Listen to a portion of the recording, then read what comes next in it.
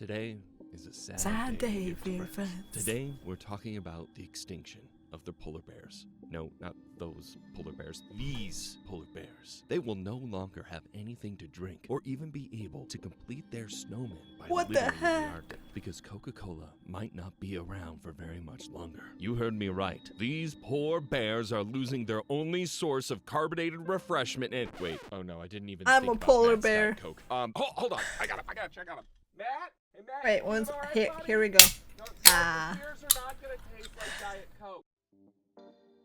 Hello, Internet. Welcome to Food Theory, the show that goes down smooth but does make you a little burpy later. Really? I can't believe we approved that line. Yes, hi, hello, it's head editor Dan again. Matt lost his voice at VidCon, and we still can't find it in the Lost and Found. So you got me this week. Isn't that exciting? Today, we're talking about pop, soda, soft drinks, fizzy Aw, drinks, look at that cola, drink. whatever it is you call it. Even if you call every Look type at of that soda drink. Coke, the drink is almost synonymous Nom, with nom, American nom, nom. cuisine. Today, as we speak, 63% of Americans have a sugary drink every day. And while the number is still high, it's been Mine's on its without way down sugar. for quite some Nom, time nom, as more and nom, more nom. people turn away from 'Cause high it sugar tastes beverages. better. Coca-Cola and PepsiCo, the two biggest names in the soft drink game, have spent big marketing bucks to stay at the forefront, even with a public that is becoming increasingly health conscious and sometimes looking for less Coke and more kombucha as their afternoon pick-me-up. That said, the soft drink Kombucha's companies are weird. some of the smartest marketers on the planet, and when they see big movements towards less sugar in people's lives, they know they need to adapt or be left behind like the beverage companies of the past.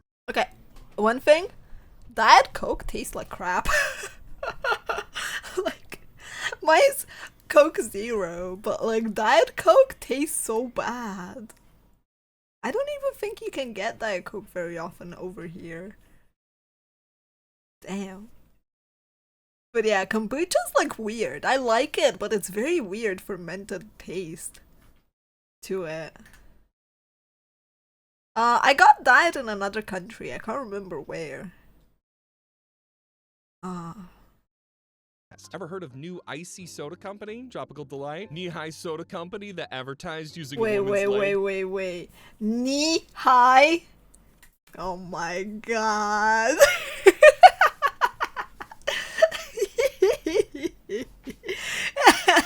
Knee high.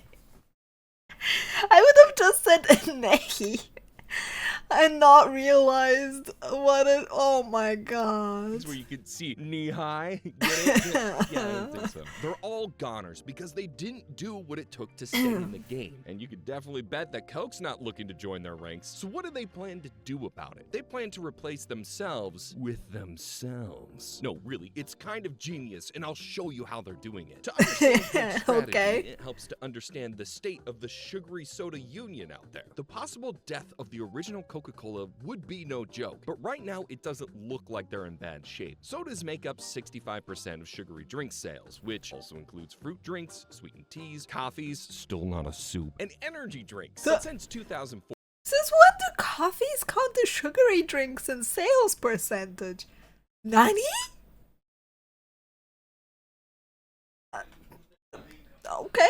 or the consumption of soft drinks per person fell from 47.5 gallons to 42.9 gallons, roughly a 10% decrease. Sales of sugary sodas have also been on a steady decline after peaking in the early 2000s, which is when diet programs like the Atkins diet and low-carb movement really took hold. They replaced fat with sugar as public enemy number one in weight loss, and organizations like the American Heart Association also started to release guidelines on sugar consumption for children. Man, It quickly made it clear that 40% of children's bodies were basically just marshmallows, and we really needed to cut it out. So soda went on a no-no list for young kids as well. Overall, the decline in sugary drink consumption is slow, but more striking for kids who are Imagine being told as a kid you can't have soda. My god. My childhood would have been terrible. future customers not getting hooked early like many of the companies would like them to be. So what do you do when sugary drinks become a no-no? Well, if you've been a fan of the channel for a minute, you know that Matt has an unhealthy relationship with Diet Coke, so he personally would suggest that. But for Coca-Cola, there are issues with that suggestion. The big problem with just trying to switch everyone from Coke to Diet Coke is that Diet Coke is almost too successful for that. That's What the heck? Why is Diet Coke successful? It tastes crap. Oh, poor America. You guys really need better, better Coke. I think over there it's actually called Mexican Cola or something like that, the one that we have in EU. No, but really, like, can you imagine being told no, you can't have a drink? That is so weird and alien to me. Like, my parents definitely didn't raise me with a mentality of you can't have chocolate or sugar or I don't know, sugary drinks. My dentist told me that if I drink too much soda, it's bad for my teeth. But I just drank whatever I liked most, and what I liked most was orange juice or milkshakes, like homemade milkshakes. So I didn't actually drink a lot of soda in my early child years, I guess. I would drink cola when I would go to like McDonald's and stuff. But yeah, generally speaking, I just my parents would just give me whatever I wanted.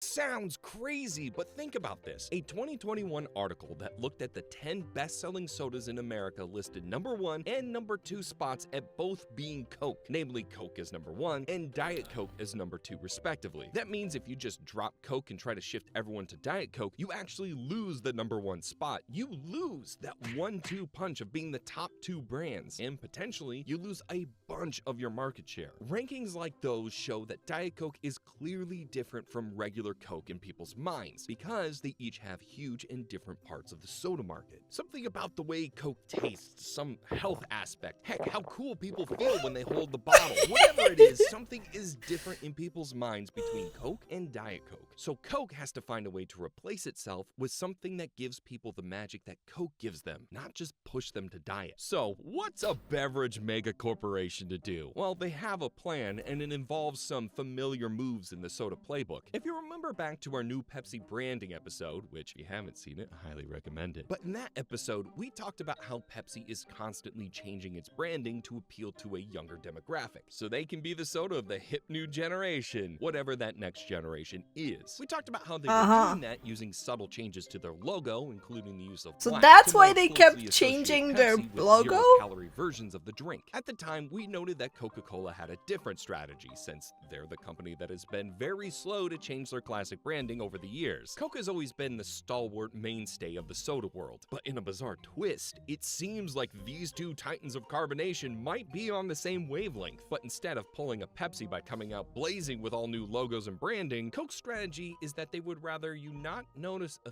thing. Take a look at this, the new branding of Coke Zero as of 2021. Here's a bottle of regular Coke next to it. Notice anything similar? Like the whole bottle? Turns out, instead of turning Coke Zero into its own hero brand like Diet Coke and making it stand out on its own, Coke has been subtly working for years to make these two brands nigh on indistinguishable. This effort started back in 2017 when Coke wanted to convince more people to switch over to Coke Zero, seeing that early downturn in sugary soda drinking. At that time, Coke released a statement on the 2017 branding, where their CEO, James Quincy, mentioned Coke's new one-brand strategy that aimed to make people think of Coke as one united brand, not as all of the separate Cokes like Diet and Coke Life or whatever else was floating around, maybe like the Dream World Coke. Dream World Coke was fun. So they rebranded Coke Zero It tastes as like crap. Coca-Cola Zero Sugar, which is what it's called today, subtly reinforcing that this is the original Coke, just without the sugar. They brought the taste closer to the original and started to slowly do away with the completely black label. Instead, Coke brought in classic Coca-Cola Red, and the evolution began. Damn, now more delicious. I actually have never seen this thing onto it, stickered onto it. Oh, it's funny.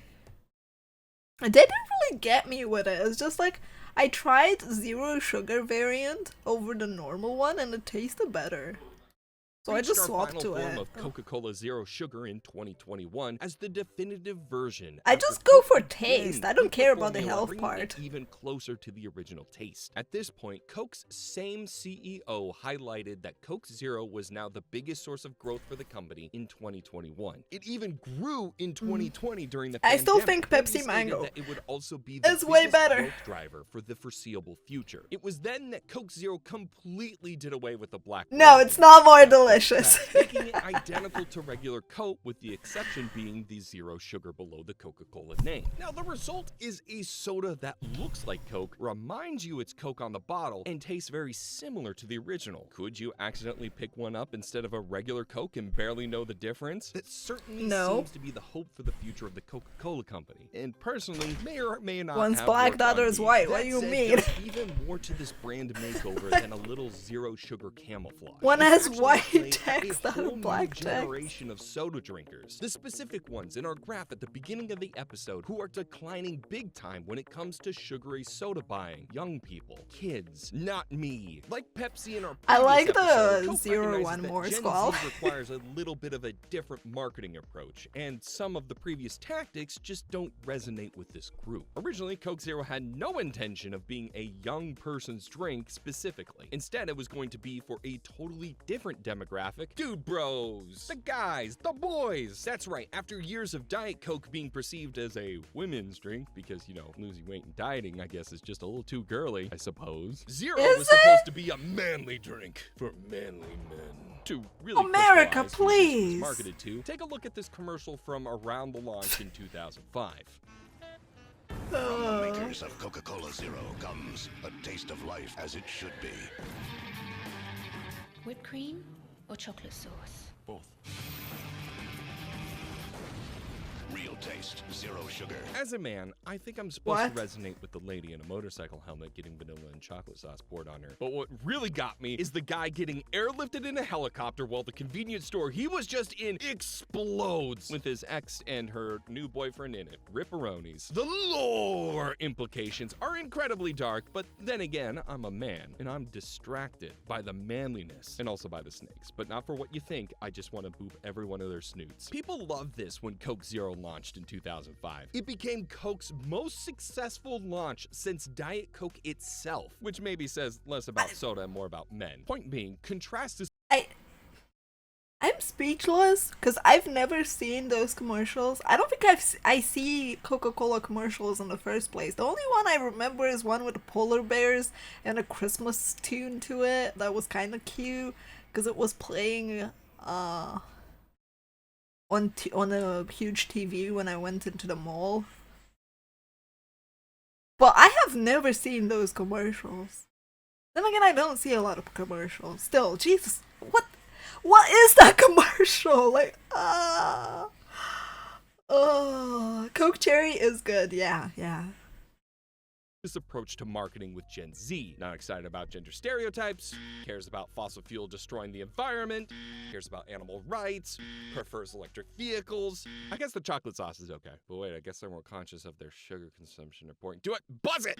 So clearly, to reach a new generation, Coke Zero needed to do some growing up of its own. What about Diet Coke? Can't Gen Z just drink that? Well, sure, but they're also statistically not as content to settle for Diet Coke because diet as a word has fallen out of fashion with millennials and Gen Zers. According to a 2021 study, the diet designation is often associated with strict regimens or deprivation, whereas zero has fewer negative connotations, implying a cleaner profile. Gen Z does historically respond to things that are marketed as clean, like chocolate, energy drinks, granola bars, and the like. The clean eating Chocolate movement, is whether clean. it's actually cleaner than other movements before it, has the young people's number, and now so does Coke Zero. Going forward, we already see evidence of Coca-Cola trying to get zero sugar to eclipse its main brand and be the first version of Coke young people relate to. Case in point, Coke's newest product launch as part of their Coca-Cola Creations lines, Coca-Cola Ultimate. In case you have no idea what I'm talking about, the background here is that Coke has been releasing specific limited edition flavors over the last year and a half as part of special promotions. Oh yeah, I remember these. Like these limited flavors. This one tasted like bubble gum. I didn't like it very much, the Dream one. I didn't get the other ones, they weren't here. Ultimate I think tasted vanilla-y? that Maybe I'm appeal to, confusing you it with guessed another young people. one. The line of special flavors are called the Coca-Cola Creations, and they're specifically designed to appeal to Gen Z because they partner with brands that Gen Z theoretically likes, creating I new and see. unique, usually uniquely bad flavors of soda. Collaborated with Uniquely Samsung, bad, I agree Marshmallow, with that. Rosalia, The create new marshmallow one soda was actually flavors, and have decent. dabbled in augmented reality, customized emojis, and streetwear, all to try and get the cool kids to guzzle down their product. The latest release I came find out it this more month as a appalling what they collaboration with consider Riot cool Games' kids. League of Legends, because that Like, look at that. This is supposedly, these are considered cool kids. And I'm here like, okay, I know it's a stock picture, but this is just like normal freaking people. Like, this isn't cool or fashionable. This is just normal nowadays. What's cool? The fact that they're wearing hats?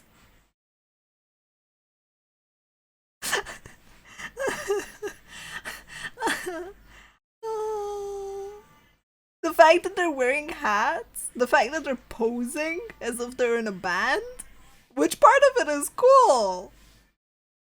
to try and get the cool kids to guzzle down their product. The latest release came out this month as a collaboration with Riot Games' League of Legends, because that game is all the rage. All of the rage that goes straight into my veins. It's a as I want salty to smash rage. my computer screen with my forehead. The point is, the most prominent and easy to find version of the new drink called Coca-Cola Ultimate is the zero sugar version, front and center in the promotional material. The announcement video of the drink only features one bottle with the limited edition flavor, and it's, you guessed it, zero sugar. I was curious, so I went back and revisited all the other Coca-Cola creation flavors and their ads to see if Coke Zero was as prominent there, and lo behold, it was in Rosalia's limited edition, as well as going all the way back to Starlight flavor. That was another episode worth watching if you've ever wondered what the taste of outer space is supposed to be. Here's a quick reaction of us tasting it. Space tastes weird. Space tastes very weird. Yeah, Comes in I stages. agree.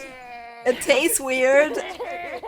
Even on the official website It itself, was the not most good. prominent packaging featured was for Coca-Cola Zero Sugar. Again, the whole point of these highly interactive creations is to appeal to the younger, hipper Gen Z audience who's looking for It felt something like with zero expired sugar without cola, being called Starlight. diet. So, what does this all mean? That's for literally the what it original? felt like. Well, if trends continue down the way they have, eventually Coke sales will start to become overshadowed by the zero sugar variants. Now, Coca-Cola is a company that's almost 100 years old, and they know how to play the long game. This isn't an overnight switch. This is a smart company with the longest track record in the industry, who's hedging their bets in case the whole world goes zero Man, sugar. I'm a right now, Santa Coke Zero Sugar for- became the 7th best-selling cola. soda in the US in 2021 after growing 13%. And it gained another 11% growth for the last year versus regular Coke with 4%. Even if the shift to zero sugar takes another 20 years to happen in the market, what we can learn about it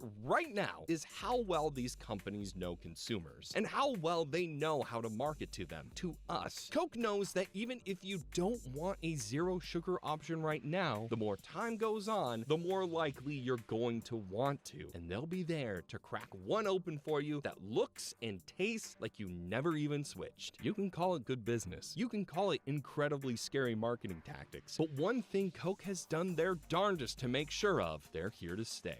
But hey, that's just a theory. A food theory. Bottoms up.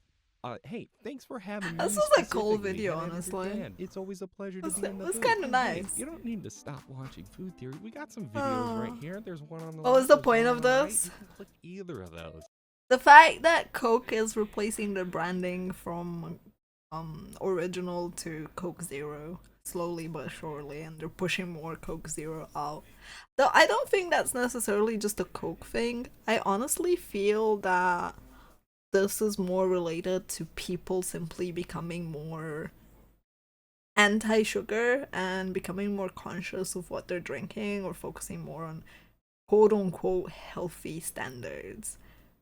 So for me, it's more of a, they're simply adjusting to the market and providing the product that people will buy and coating it in the pretty dazzle that they need and enable to enable the purchase of cola.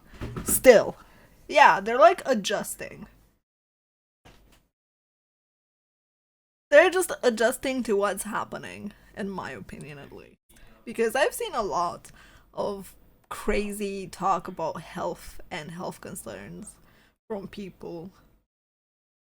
But still, cool video. Kinda cool to see all the different colas and weird advertisements and to see what's happening in America, because honestly I feel like this is mostly an American video. Like, diet is an American thing, I'm pretty sure. Coke, like Diet Coke. I don't really see it here at all. I had it, I think, in the UK, a Diet Coke. Though their Tango's a lot nicer. Like, the soda, their Tango soda is really, really nice. But yeah, who knows? Maybe I'm just missing the branding because I never got onto the hype train of diet. Then again, when you weigh 36 to 40 kilograms, diet is the last thing on your mind. Yeah. I had it in the UK, but I don't like Coke Diet. I honestly really love Tango Cherry. It's like so nice. It's probably my one vice when I go to the UK. The Tango sodas. I don't know if I'd like them now though. It's been a long time. Anyway, thanks for watching the video with me.